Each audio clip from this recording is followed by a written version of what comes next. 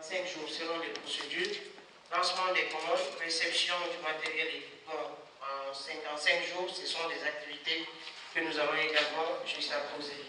Conditionnement et l'acheminement de ce matériel, ça va se faire dans les 55 jours. L'acquisition du matériel et documents électoraux, ça va prendre 130 jours comme il l'a expliqué.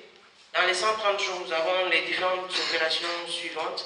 Élaboration et validation des dossiers d'appel d'offres, lancement et exécution des commandes, réception, conditionnement et acheminement. C'est ce qui va prendre les 130 jours. Ensuite, nous avons la gestion des candidatures qui va nous prendre au total 60 jours.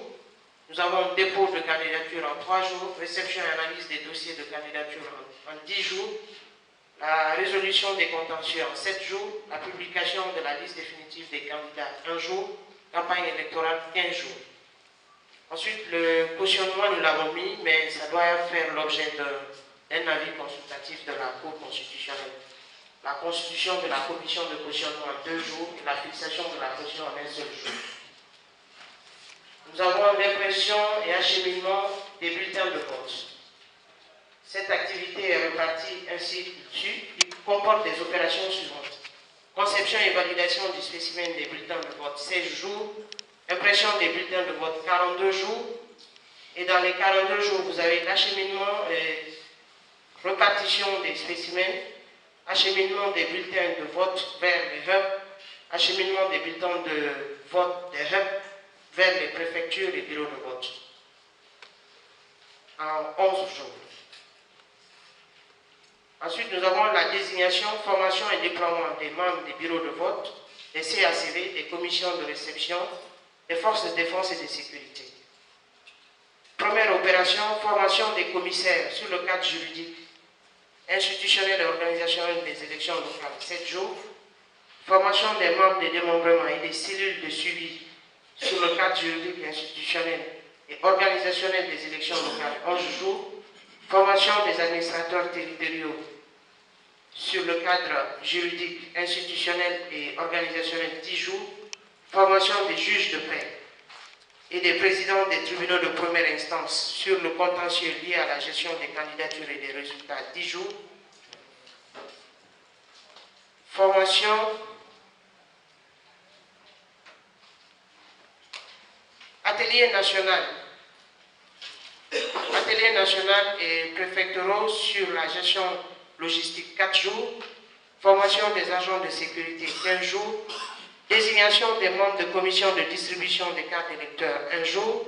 Formation des membres des commissions de distribution des cartes électeurs. Excusez-moi. La formation là, va prendre 20 jours, sa préparation et son exécution. Ensuite, nous avons la désignation et la formation des membres des bureaux de vote qui prend aussi 20 jours.